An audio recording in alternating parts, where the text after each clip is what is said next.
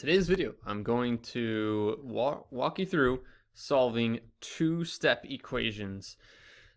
So we are going to be looking at quite a few examples here. I try to throw as many different scenarios as possible with just it being two-step equations. So I'm just going to start off and go through these and do the best I can with explaining. So solving two-step equations, number 16, I have 3x minus 11 equals 22. Some people might try to encourage like this whole idea of doing addition, subtraction first, or multiplication, division first. Like they always try to get in these like just systematic approaches, which is fine. But the problem is when you have these systems in place, like for example, if you say always add and subtract first, like that's great. That's a great starting point. But what about problems like this? It's not possible. So that's why I don't like to start off by saying like always do this or that first. What I will say, though, is if you're able to add or subtract, then we want to focus on that. So before we get too deep into just the concept behind solving two-step equations, here's what we want. We want to get x by itself. That's what we want, or the variable, I should say. But most of these problems I chose were just made them x, just to keep things simple here. So I want to get that x by itself. So what's happening to the x right now is it is 3 times x minus 11 equals 22. So the x has a multiplication of 3 with it, and it also has a subtraction of 11 with it. So I want to think of this term as being subtracted by 11, this entire 3x, because I can't divide by 3. I know you might be thinking, well, can we divide by 3? If I divide by 3, I have to divide everything by 3, and then that just causes more issues, because now I have negative 11 over 3, 22 over 3, it doesn't really work. So I want to get rid of this minus 11 first. I want to think about this 3x as just a singular term. Get rid of that minus 11, offset that, and then we'll focus on the 3 times x. So I am going to add 11 over to both sides. And I'm going to go ahead and assume that you know how to solve one-step equations. I'm going to explain it, but once I'm talking about two-step here, so I'm going to assume that you know how to do one step if you're watching this video. So then we have 3x equals, so I added 11 over, that zeroes out the minus 11. 22 plus 11 is 33.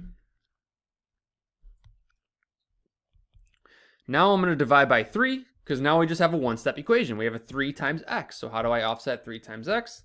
And versus dividing by 3. So I'm going to divide by 3, leaves me with x equal to 11. And remember, you could always check your work by substituting it back in, checking to see, do we get a true statement there? Wouldn't hurt to do that, but just for the sake of time, keeping this video not super long, I'm going to go ahead and just skip the check step. But you could check your answers by substituting back in there. So that was number 16, 3x minus 11 equals 22. Now let's take a look at 17. We have x being divided by 6 plus 5 equal to negative 2. So I have the x value being divided by 6, also adding 5. Same concept of what I just talked about. I'm going to think of this as a singular term, so I want to get rid of this plus 5. So how do I get rid of a plus 5? I do the opposite by subtracting 5. That's going to give me x divided by 6, plus 5 minus 5 is 0, negative 2 minus 5 is negative 7. Another assumption that I'm going to make if you're watching this video, that you know how to add or subtract integers, positive and negative. If you don't, use a calculator or do some practice with adding and subtracting positive and negative integers. So negative 2 minus 5 is the same thing as negative 2 plus a negative 5. So that's going to be negative 7. Now we have a one-step equation, x being divided by 6. So since I have x being divided by 6, I am going to multiply by 6.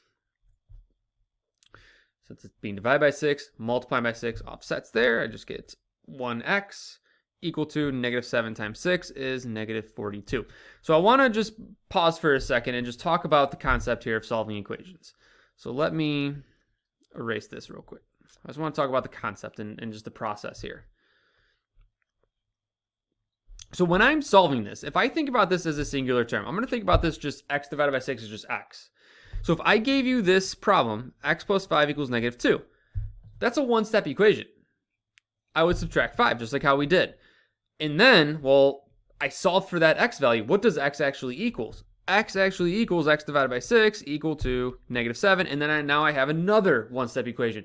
So think about it of just a process of one-step equations.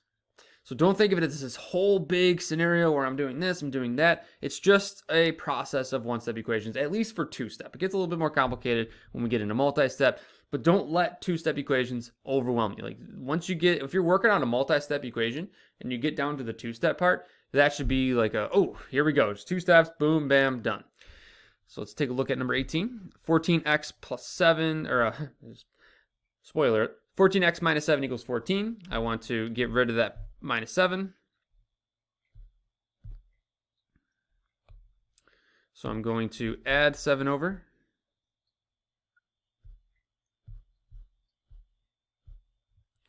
So plus 7, 14x equals 14 plus 7 is 21. Solve the one-step equation. Divide by 14.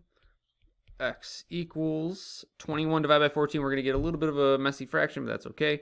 7 goes into 21 3 times. 7 goes into 14 2 times. So x equals 3/2 there. Can't freak out when we get fractions. Sometimes it's just going to happen. Can't avoid it sometimes. All right, number 19. 4x plus 5 equals 17. So I'm just going to subtract 5 from both sides. Left with 4x, because again, I want to get this 4x by itself. And it's addition of 5, so I'm going to subtract 5. 17 minus 5 is 12. Divide by 4, x equals 3.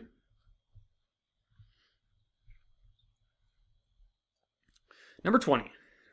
3/4 x minus 3 equals 6. So there are two ways of thinking this. You could do this as a two-step equation.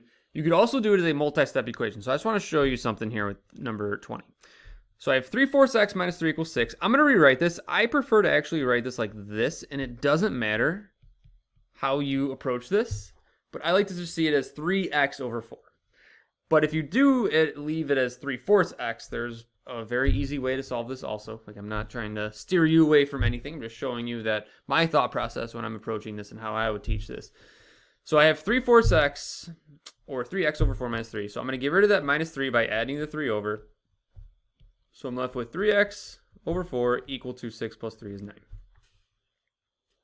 All right. So now I have this scenario where I have this fraction, this 3/4, 3 over 4, 3x over 4. I'm going to show you two ways to do this. Here's how I like to approach this. I like to approach this as getting rid of this dividing by 4. I like to multiply by 4 here, so I'm getting rid of that division of 4. So that's gone. Leave me with just 3x equals 9 times 4 is 36. And then, since I got rid of the divide by 4, I am now able to just divide by 3, leaving me with x equal to 12. That's one way of doing it. I like that way because when we get to some equations that we're going to solve in just a minute here, that concept kind of connects. But if you think of it as 3x over 4 equals 9, another way of doing this is you could just divide by 3/4 on both sides like that. So then you'd be left with x equals, you're dividing by 3/4, so the 3/4 cancel. So then you have this scenario though where you're doing 9 over 1 divided by 3 over 4. So you have to multiply by the reciprocal. And look what ends up happening.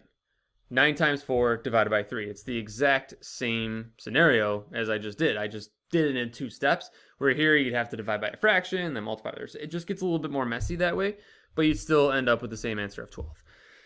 So just 2 different ways. And I know this problem was kind of cheating. It wasn't necessarily 2 steps, where here, doing it with this method, it was 2 steps, dividing by just a fraction of 3/4 and then multiplying by 4/3 is what you end up doing. But either way, you get the exact same answer. So that's a good problem. That is a little bit of a messy problem. Well, that's a good problem. Okay, let's move on to 21. X divided by 2 minus 7 equals 9. So I'm going to add 7 over to both sides. 9 plus 7 is 16. Get rid of the dividing of 2 by multiplying by 2. 2's cancel. So I'm left with x equals 16 times 2 is 32.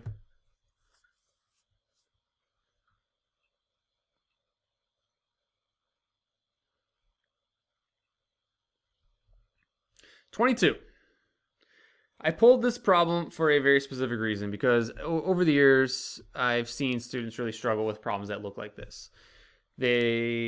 So the problem says 94 equals 14 minus 10x. They see this 14 minus 10x and think just addition immediately. They think, oh, I see minus 10x.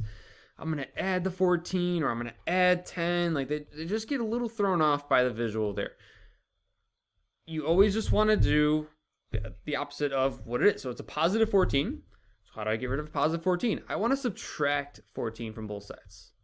So I want to get 14 minus 14 is 0. If you were to do that where you're like, well, I think I got to add 14. It's not going to zero out. 14 plus 14 is not 0.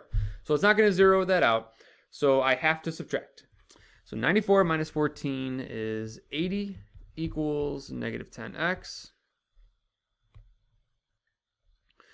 Now I just have another key step here, actually, now that I'm thinking of it. This is minus 10x. So when I rewrite this, I want to make sure I'm writing that as negative 10x, negative 10 times x. So when I'm going on to the next step of solving this, I actually want to divide by negative 10. A lot of students might look at that and say, oh, I'm going to add 10 because I see that minus sign. But it's negative 10 times x. You got to know the operation that's being done to that. So I'm going to divide by negative 10. 80 divided by negative 10 is negative 8.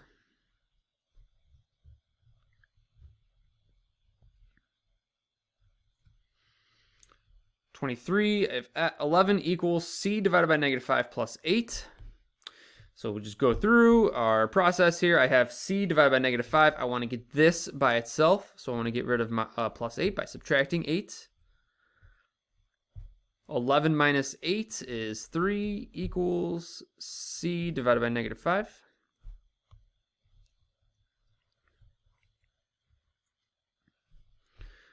I have c being divided by negative 5, so I'm going to multiply it by negative 5. c equals negative 5 times 3 is negative 15.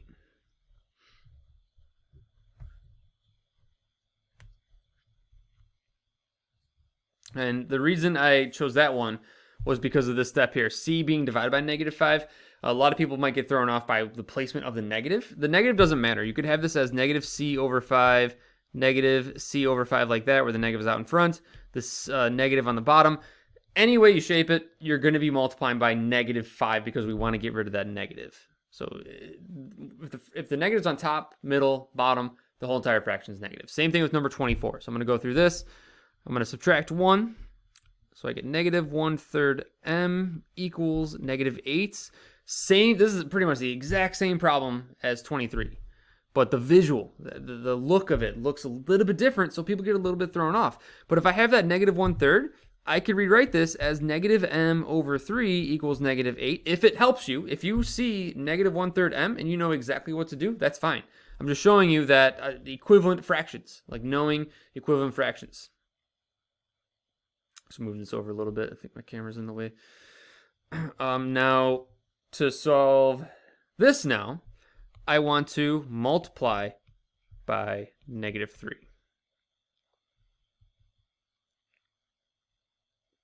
So I'm going to multiply by negative 3. So I'm left with m equals, so I multiply by negative 3 because I have negative m. So I want to multiply by negative. Negative times a negative is a positive. 3 over 3, 1. So I'm left with just m.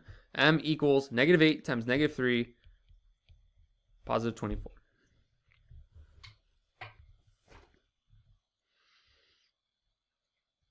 Now I just have 3 more problems for 2-step equations. These problems are here. These 3, this is exactly why I don't like to get in any sort of systematic approach where you always do this first, always do that second, and it's always this and always that. You set up rules. And sometimes there's things that break the rules, and then you always have to backtrack, and I don't like that. I just like to think about, well, how do I solve this? What logical method would get me to solve this equation?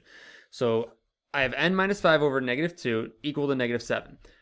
So going back to these problems, I talked about adding, subtracting first, trying to move that over, because I was able to do that. Like on 17, just looking at that one, I subtract 5, I'm able to do that. Add 7, I'm able to do that. Where on these, if I have that same approach, I am not able to do that because if I have n minus 5, I cannot add the 5. This fraction bar right here, this fraction bar is blocking me from doing any sort of addition or subtraction yet. So what I have to do is I have to get rid of that fraction bar. How do I get rid of the fraction bar? I want to multiply by the -2. Just like if I had x over 3 equal to 5, I would multiply by 3. I'm getting rid of that fraction bar because it's being divided by 3, so I multiply by 3. It's the exact same concept. I want to get rid of that divide by -2, so I'm going to multiply by -2. I'm left with n minus 5 equals -7 times -2, positive 14. Now I'm able to do the adding 5 part. Add 5 over. So I'm left with n equal to 19. 14 plus 5 is 19. So in 26, x plus 11 divided by 8, I cannot subtract 11, so I'm going to have to multiply by 8. I want to get rid of that division of 8. 8's cancel. I'm left with x plus 11 equals -3 times 8 is -24. Oh, pulled out the ruler for some reason. So I'm going to subtract 11 from both sides. X equals -35. Almost at 33 there. -35.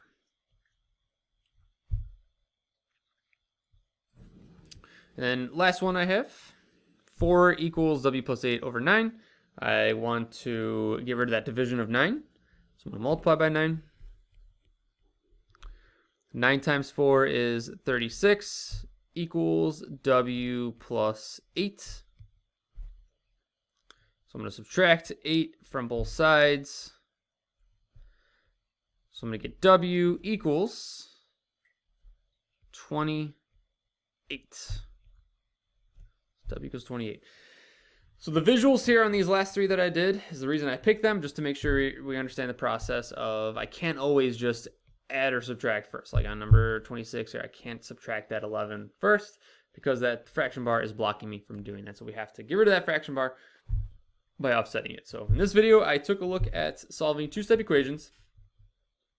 So if you came here looking for help on solving two-step equations, just looking to strengthen your skills on that because it is very, very important in pretty much all cross math of being able to solve two-step equations. So I hope this video helped you out a little bit, and thank you for watching.